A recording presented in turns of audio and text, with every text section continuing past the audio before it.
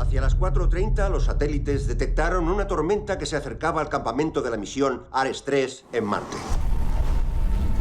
La tormenta fue creciendo en intensidad y tuvimos que suspender la misión. Pero durante la evacuación,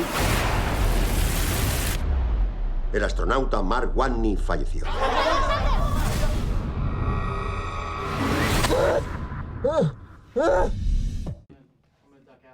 I'm going to talk more about The Martian. It was a great movie. I can't wait to see it. Fantastic. Well, congratulations on the film. Thank you. I really enjoyed myself, and it looks like it was a very challenging role. So I was thinking, like, how would you think you would deal with the situation if you really had to, like, do something like that in real life? If I did, Yeah, like I'd be dead very, very quickly. Yeah. So you don't think that you're good at, like, extreme situations, like survival kind of Not mentality? on Mars. I think Not on Mars, yeah, maybe in the right situation on Earth, I might be okay. But Mars, that would be tough. Do you think there's actually intelligent life somewhere outside the planet Earth? Probably. I mean, it's a pretty big universe. I would think that yeah, there's probably some intelligent life somewhere. And what do you think this intelligent life would think about the human race and what we're doing to the planet right now? I think they're probably waiting for us to evolve a little more before they come say hi. Yeah. What was for this particular role the most challenging thing that you had to deal with?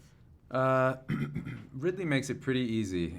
He shoots 4 cameras at a time, and he's just very, very well prepared. So, I mean, I think, there was some discomfort, because some of the suits when they're pulling you on the wires, and the spacesuit, wearing the spacesuit when we were in Jordan in the desert was a little hot, but I mean, there was really nothing to complain about at all. It was a pretty fun movie to work on. Mm-hmm. You're part of the water.org organization, and I'm really interested in it. So I wanted you to talk a little bit about that if you can. Yeah, thank you for asking. It's basically, we founded it about 6 years ago, and every 20 seconds there's a child under the age of 5 dies because they lack access to clean water or sanitation. And so it's something that in the West it's very hard for us to relate to, because we can just go get a glass of water anywhere. But for many people on Earth, it's their whole life is based around trying to figure out where they're going to get a clean drink of water, or where their kids will get a clean drink of water from day to day. And so it kills just an enormous number of vulnerable people, particularly children, every year. It's the reason a lot of little girls aren't in school, because they're usually the ones who have to scavenge for water for their families. And so it has a huge, huge effect on and impact on a lot of human beings on our planet. So it's something that we're trying to raise awareness about and help combat. And what do you think about the comment that the CEO of Nestle did recently, that water is not a human right? Oh, I didn't even hear that. Oh, Yeah. He did say that recently. Did he really? That it's not a human right? No. Well, next they'll be saying air isn't a human right either. Yeah.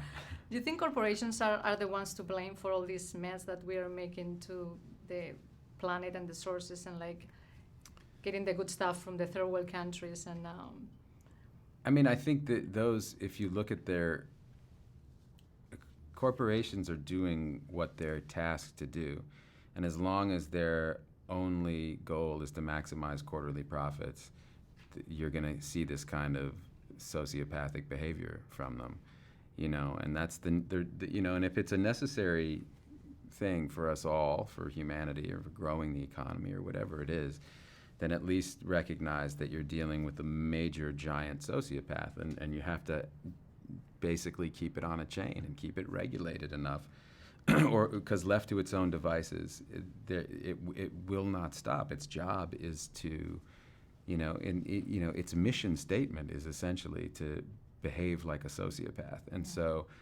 that's not the CEO's fault. That's the CEO's job. And so you have to recognize that and then deal with it accordingly. I remember you spoke a little bit of Spanish, and I wanted to know how is it holding up? Más o menos, Más estoy o menos. practicando con mi mujer, pero es difícil porque ella es de Argentina y es difícil para mí comprender el español de los argentinos. Es más fácil comprender para mí los mexicanos because that's where I grew up, what I grew up hearing more, you know. Well, but you're like doing pretty good. Long way to go. Thank you so thank you. much. Es el espacio. Aquí nada es fácil. Os aseguro que en algún momento todo puede irse al garete. Y vais a decir, ya está. Se acabó todo. ¿Es posible que siga vivo?